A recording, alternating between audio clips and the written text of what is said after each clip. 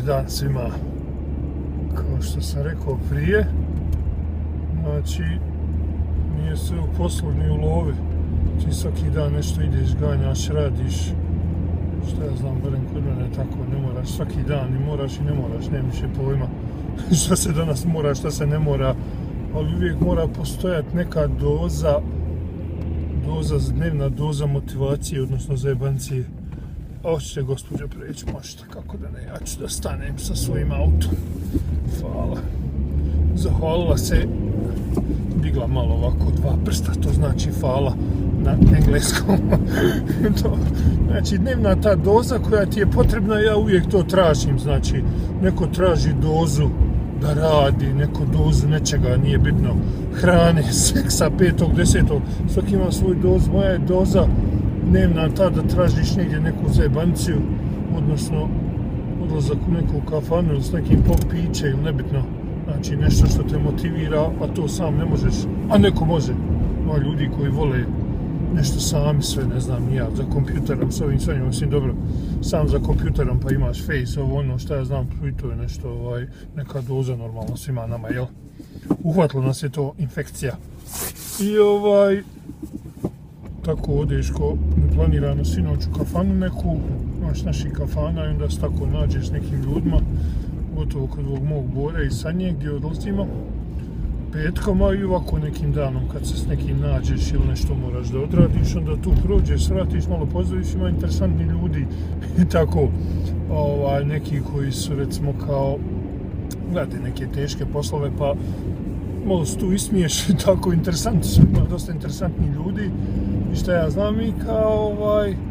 tu dolazi mi dvojica, trojica, kako što ima, tako tu se viđam, radi on malo teže poslove, neki construction, sigurno bio i dobru lovu, to ko može raditi ovdje, je to dobro, može se dobro zaraditi, znam da neki zarade, odmah da ti kažem, $1000 dnevno, što je isto super lova kad ti zaradiš 20.000 i šta ja znam, ali valja raditi zeznuto. I kaže meni jedan: Sale, šta ti piješ? Znaš šta, rekao, 6 bilo, ja sad jedan kapućino, meni se pije kapućino, rekao, i kiseluću ja. Ja rekao, nisam ako vi, rekao, vi radite te teške poslove i rekao, vama to iziskuje neki alkohol, morate non stop biti zagrijani, zato je sve posao, tako ja njemu sad objašnjavam, vama je rano mi je, šta ću 6 pito, mislim, stvarno, oni su završili posao i tamo im je dobro došlo, oni udaraju po, što kažu, čvrstom alkoholu, hard alkohol. Ma šta ti sad radiš za nasu, jel? Ja umro šege, znaš, kao ti koji ne piju, znaš, oni ako rade za nasu, to onda okej, jer moraš biti non stop skoncentriran. A ti radiš, kaže, za nasu. Joj, šege. Druga je šega bila, provala, tako nešto počneš prići, pa znaš kako ti naši ljudi, joj, nemoj šuti, majke, ti men znaš, neka raja pričaju, kaže,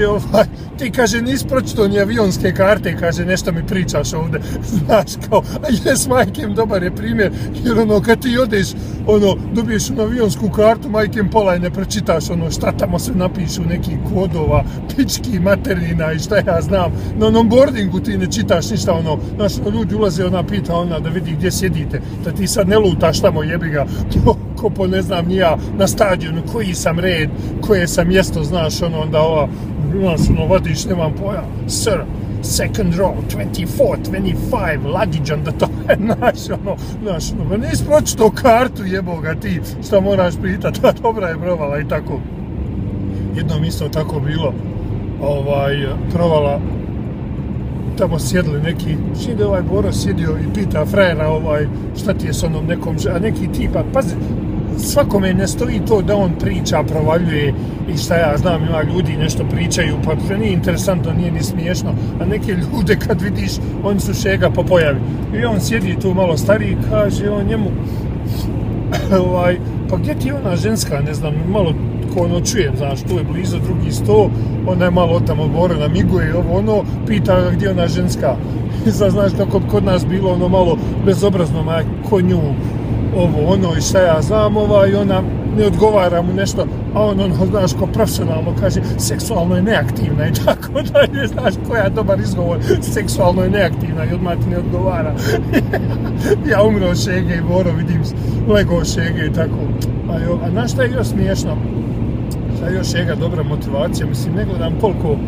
nekad bacim pogled ili nešto pročitam u nekoj više manje komentare i šta mene tu isto motivira neka turska serija i tako, pošto je to sve nešto slično ko što i kod nas, sve što ti prošao u stvari, dosta s toga pokupio od njih, jel? Ja od Turaka, ja od Austro-Ugara, to što si pokupio, to ti je tu. I onda kad to nešto pogledaš kroz tu seriju, onda si ti to nasmiješa i to te isto motivira jer je to ono, kroz šta si ti prošao u životu i šta ja znam. Kaže ova jedna, kaže, joj onoga mol, kaže, samo nešto kaže, kako je meni mama ovo kuhala, znaš, kod nas isto ti tako, kako je meni mama ovo spremala, a kaže ovaj njoj, da će ja tebi jedan, kaže, savjet, ova druga jedna treba, kaže, starije su one, ne znam, nija 50 godina, nije bitno ovako trebe, ništa tako dalje, možda i 60, kaže, ti njemu 2 dana kad navečer dođe u krevet, ništa okreni se, ali sistem boli me glava, ovo ono, 3. dan će on tebi reći, tebi je sve najbolje, joj sad staru nazad da joj kažem da ne valja, ja sam umro od šege i tako. Si znaš što ta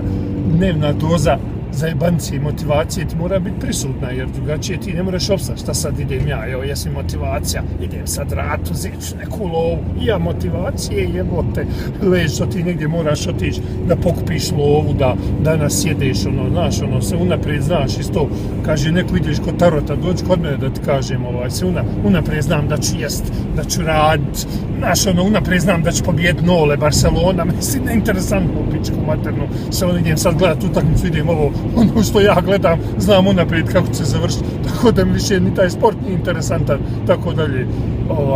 Zato moraš ovako tražiti nešto što je nepredviđeno svaki dan kad se nešto desi i pojavi, da malo se nasmiješi, šta ja znam.